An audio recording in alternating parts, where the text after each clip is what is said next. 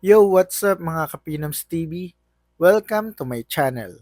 Sa mundong ating ginagalawan, sapat ang likas yaman, matataas na gusali o makapangyarihang hukbo para masabing maayos ang isang bansa.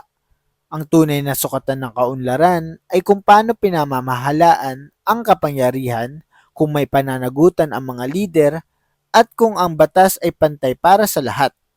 Ngunit sa kasamaang palad, may mga bansang patuloy na nilulunod ng katiwalian. Mga bansang kung saan ang kaban ng bayan ay nagiging personal na bangko ng iilan at ang hustisya ay nabibili ng salapi. Sa video na ito, tatalakayin natin ang 10 bansa na kilala bilang pinakakurakot sa buong mundo batay sa pandaigdigang pagsusuri ng antas ng korupsyon, kahinaan ng sistema ng batas, at laganap na pang-aabuso sa kapangyarihan. Hindi ito simpleng listahan lamang. Ito ay salamin ng mga lipunang winasak ng kasakiman, kawalang pananagutan, at kultura ng impunidad. Mahalagang paalala, ang tinutukoy nating kurakot ay sistematikong katiwalian, hindi ang karaniwang mamamayan. Sa maraming bansang ito, ang mga ordinaryong tao ang pinaka nagdurusa. Simulan na natin ng countdown. Top 10, Nicaragua. Sa ika-10 pwesto ay ang Nicaragua, isang bansa sa gitnang Amerika na matagal nang sinasalanta ng otoritarianismo at katiwalian. Sa ilalim ng pamumuno ng iisang pamilya, naging normal ang paghawak ng gobyerno sa lahat ng sangay ng kapangyarihan, mula hudikatura hanggang media. Ang problema sa Nicaragua ay hindi lamang ang pagnanakaw ng pondo ng bayan, kundi ang pagpapatahimik sa sinumang naglalakas loob na magtanong. Ang mga mamamahayag, aktivista, at oposisyon ay ikinukulong, tinatakot o ipinapatapon. Dahil dito, nawala ang mekanismo ng pagbabantay na sanay maglalantad ng katiwalian. Sa kabila ng tulong mula sa ibang bansa at internasyonal na institusyon, nananatiling mahirap ang karamihan ng mamamayan habang ang mga nasa kapangyarihan ay patuloy na yumayaman. Top 9. Haiti. Sumunod sa listahan ng Haiti, isa sa pinakamahirap na bansa sa kanlurang hemispero. Ang matinding kahirapan sa bansang ito ay hindi lamang dulot ng kalamidad, kundi ng dekadang sistematikong korupsyon. Sa Haiti, karaniwan ang pagkawala ng pondo para sa edukasyon, kalusugan at infrastruktura. Ang mga proyekto ay madalas na hindi natatapos, ngunit ubos na ang budget. Ang mas masaklap, ang ilang opisyal ay may kaugnayan pa sa mga armadong grupo na nagdudulot ng karahasan at kaguluhan. Ang kakulangan na matibay na institusyon at epektibong pamahalaan ang nagiging dahilan kung bakit halos imposible ang tunay na reforma. Top 8. Venezuela. Ang Venezuela ay minsang itinuturing na isa sa pinakamayamang bansa sa Latin America dahil sa langis. Ngunit ngayon, ito ay simbolo ng kung paano kayang wasakin ng korupsyon ang isang bansang hitik sa yaman. Sa ilalim ng mahabang panahong pamumuno ng iisang partido, naglaho ang transparency sa paggamit ng pondo ng Estado. Ang kita mula sa langis ay napunta sa bulsa ng mga opisyal at kaalyado habang ang mga mamamayan ay nagugutom, walang gamot at walang sapat na serbisyo. Ang katiwalian sa Venezuela ay hindi lamang sa usapin ng pera. Ito ay naging sandata upang manatili sa kapangyarihan kahit kapalit ang paghihirap ng buong bansa. Top 7. South Sudan. Bilang isa sa mga pinakabatang bansa sa mundo, inaasahan sana na magiging simbolo ng bagong simula ang South Sudan. Subalit, kabaligtaran ang nangyari. Mula nang maging malaya, agad itong nilamon ng digmaan, katiwalian, at pagnanakaw sa yaman ng bayan. Ang mga lider na dating mandirigma ay naging politiko na ginamit ang kapangyarihan upang magpayaman. Habang ang bansa ay sagana sa langis, ang karamihan ng mamamayan ay walang pagkain, tubig at serbisyong medikal. Ang pera ng estado ay napupunta sa armas at luho ng iilan. Top 6. Yemen. Ang Yemen ay kasalukuyang nilulunod ng digmaan, ngunit bago pa man ito, Malala na ang problema ng katiwalian dito. Ang mga opisyal ng gobyerno ay matagal nang inaakusahan na paglulustay ng pondo, panunuhol at nepotismo. Sa panahon ng kaguluhan, lalong lumala ang korupsyon.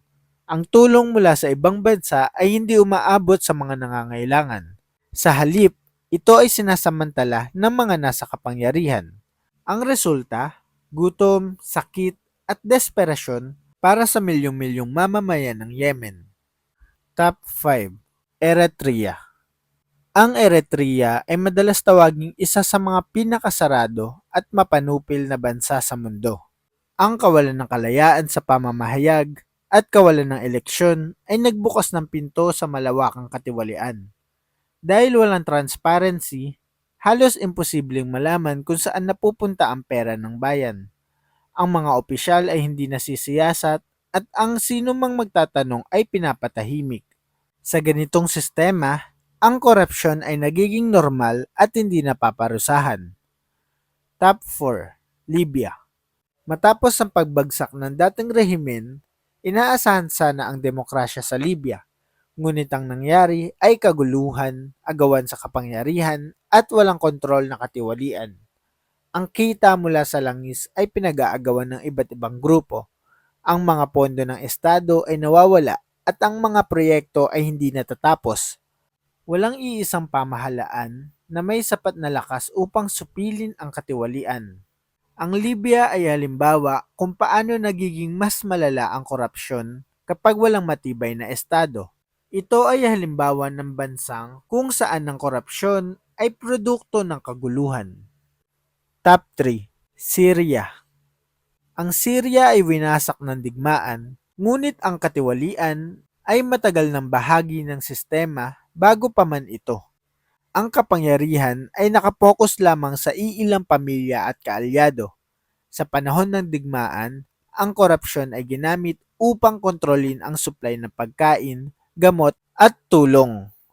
Ang mga opisyal at negosyanteng malapit sa kapangyarihan ay yumaman, habang ang mamamayan ay patuloy na nagdurusa. Ang hustisya sa Syria ay hindi para sa lahat. Ito ay para lamang sa may koneksyon at mga mayayaman. Top 2. Somalia. Ang Somalia ay matagal nang walang matibay na sentral na pamahalaan at ito ang naging ugat ng matinding katiwalian. Ang pondo ng estado ay madalas nawawala bago pa man makarating sa proyekto. Ang panunuhol ay normal sa halos lahat ng transaksyon, mula sa simpleng dokumento hanggang sa malalaking kontrata. Ang kawalan ng seguridad at batas ay lalong nagpapalalim sa problema. Sa Somalia, ang korupsyon ay hindi lamang gawa ng gobyerno, ito ay naging bahagi ng araw-araw na pamumuhay dahil sa kahinaan ng sistema. Top 1. Afghanistan. Sa tuktok ng ating listahan ay ang Afghanistan na itinuturing ng marami bilang pinakakurakot na bansa sa buong mundo sa loob ng maraming taon. Sa kabila ng bilyong-bilyong dolyar na tulong mula sa ibang bansa, nananatiling mahirap ang Afghanistan. Ang dahilan, ang malaking bahagi ng pondo ay ninanakaw ng mga opisyal, warlord at makapangyarihang pamilya. Ang panunuhol ay laganap sa hukuman, pulisya at militar. Upang makakuha ng serbisyo, kailangan munang magbayad. Ang hustisya ay hindi libre. Ito ay may presyo. Ang korupsyon sa Afghanistan ay sistematiko, malalim at mahirap sugpuin dahil ito ay nakaugat na sa kultura ng kapangyarihan. Marahil, nagtataka siguro kayo kung nasaan ang Pilipinas sa listahang ito. Batay sa mga pandaigdigang Corruption Perception Index sa mga nakaraang taon, ang Pilipinas ay karaniwang nasa bandang gitna, humigit kumulang ika-110 hanggang ika-115 sa mahigit 180 na bansa. Ibig sabihin, hindi kabilang ang Pilipinas sa pinakakurakot, ngunit malayo rin sa pagiging malinis. Ang Pilipinas ay nasa 110 to 115 dahil unang-una, may demokrasya at malayang media kaya nalalantad ang katiwalian. Ikalawa, may mga kaso ng pagkakakulong ngunit mabagal ang hustisya. Ikatlo, Laganap ang petty corruption o ito yung panunuhol sa mababang antas. Ikaapat, may selective accountability. Hindi lahat ay napapanagot. Ang korupsyon sa Pilipinas ay lantad at napag-uusapan. Samantalang sa mga bansang nasa top 10, ito ay bahagi na ng kanilang sistema, protektado ng kapangyarihan, at kadalasang walang paraan upang labanan. Ang Pilipinas ay wala pa sa pinakamadilim na antas, ngunit nasa panganib kung magiging manhid at bulag-bulagan ang taong bayan. Ang mga bansang nasa top 10 ay babala, hindi lamang listahan, kapag ang katiwalian ay hinayaan, pinagtakpan o tinanggap bilang normal. Doon nagsisimula ang pagbagsak ng isang bansa. Mga Kapinoms TV, doon nagtatapos ang ating kwentuhan. Ang mga bansang ating tinalakay ay patunay na ang korupsyon ay hindi lamang usapin ng pera. Ito ay usapin ng buhay, dignidad at kinabukasan.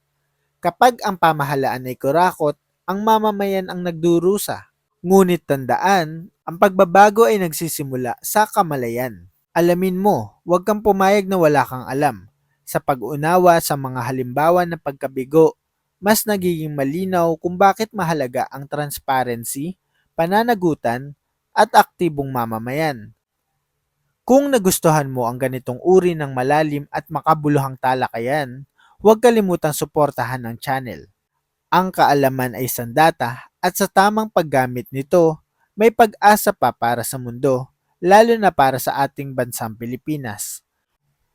At doon nga nagtatapos ang ating talakayan. Maraming salamat sa pakikinig. Ito ang Pinoms TV.